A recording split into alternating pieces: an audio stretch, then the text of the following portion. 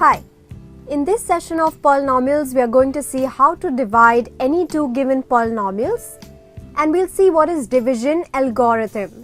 So suppose there's a school assembly hall with 278 students, and they had to form 4 rows and stand such that each row had the same number of students. So how would you find the number of students in each row? We would divide 278 students by 4 rows. So 4 times 6 is minus 24.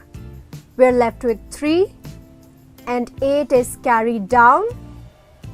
Now 38 becomes our new dividend. So again 4 times 9 is 36 and we're left with 2.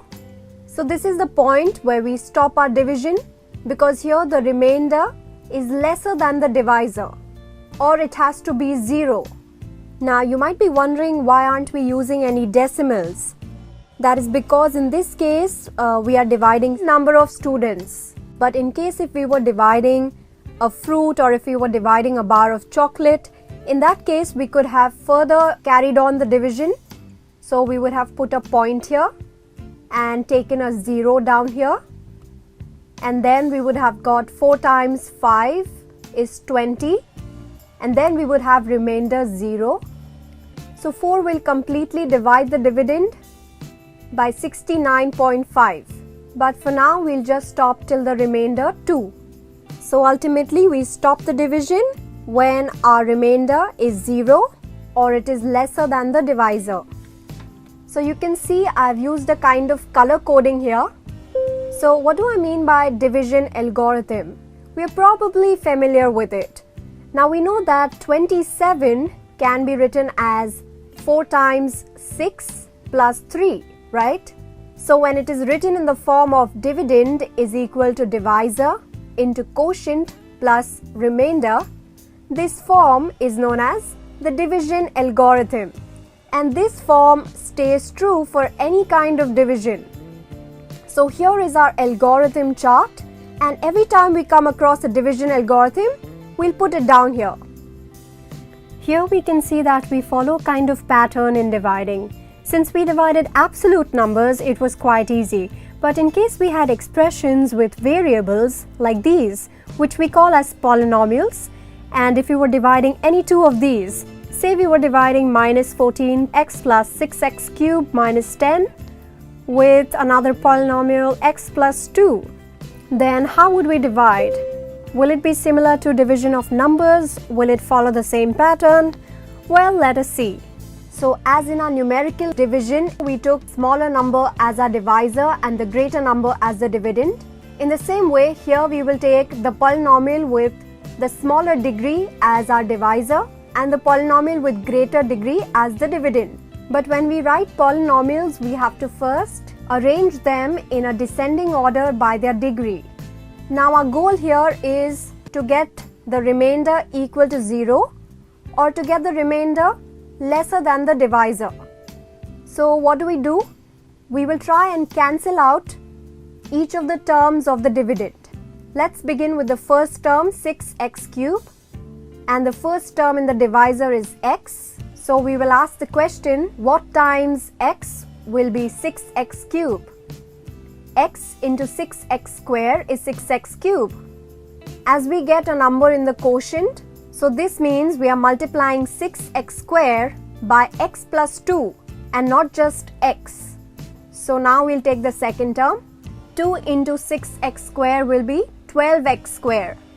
So first we multiplied 6x square by x and then by 2. So now we have a 12x square. But in our dividend, we don't have an x squared term. So what do? We actually do have an x squared term, but the coefficient of that x squared term is 0. So we can just simply add it over there. So now we have a 0x square, under which we can write that 12x square. Then we will subtract. As we are subtracting the entire term 6x cubed plus 12x square, the signs will change. So the positive sign becomes the negative sign. So positive and negative 6x cube gets cancelled and we're left with a minus 12x square. So now we can carry down the remaining terms minus 14x and minus 10 as it is. So now we have a new dividend, that is minus 12x square minus 14x minus 10. So again, what times x will give us minus 12x square? That is minus 12x. And then we will multiply minus 12x by 2. So we get a minus 24x. Again, we will subtract the entire term. So the signs will change. So minus becomes plus. So we are left with 10x minus 10, which is our remainder. Can we divide further? Yes, we can multiply x into something to get 10x, right? So we will continue with our division. 10x minus 10 now will become the dividend. Then x into 10 will give us 10x and 2 into 10 will give us 20.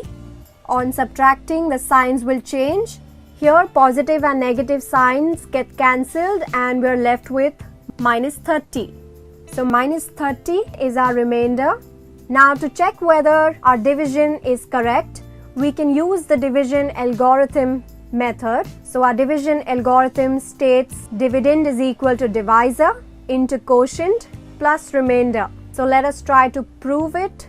So on our right hand side we have x plus 2 into 6x square minus 12x plus 10 plus minus 30. So we'll have to open the brackets and we are going to multiply each of the terms of the first bracket with the terms from the second bracket. Let's start with x. X into 6x square is 6x cube. X into minus 12x gives us minus 12x square. X into 10 gives us 10x. Then let's go with 2. 2 into 6x square will give us 12x square. 2 into minus 12x is minus 24x. And 2 into 10 is 20. And after opening the bracket, we get minus 30. Then let's write the terms according to the degree. So now we have 6x cube. Here negative and positive 12x square gets cancelled.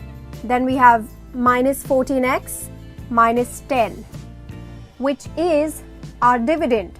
So this means our division is correct and we have used the algorithm to prove it. So what are the steps used in dividing polynomials? Firstly, we have to check that the polynomial with higher degree is our dividend and the polynomial with lower degree is our divisor. Then we check whether it is arranged in the descending order of the degree. Third, if any of the degree is missing, we write it down with 0 as the coefficient. So which means if an x square is missing, we will write it as 0x square. Fourth, multiply the divisor with a term such that we can cancel the terms in the dividend's place. 5. As we get a quotient, we multiply it with all the terms of the divisor. And lastly, when we subtract all the terms, which means the signs change. And last, we stop our division when the remainder is either 0 or it is lesser than the divisor. So that's all for today. If you like this video, please give this a thumbs up. Write in your queries in the comment section below. Also, don't forget to subscribe for more such interesting videos.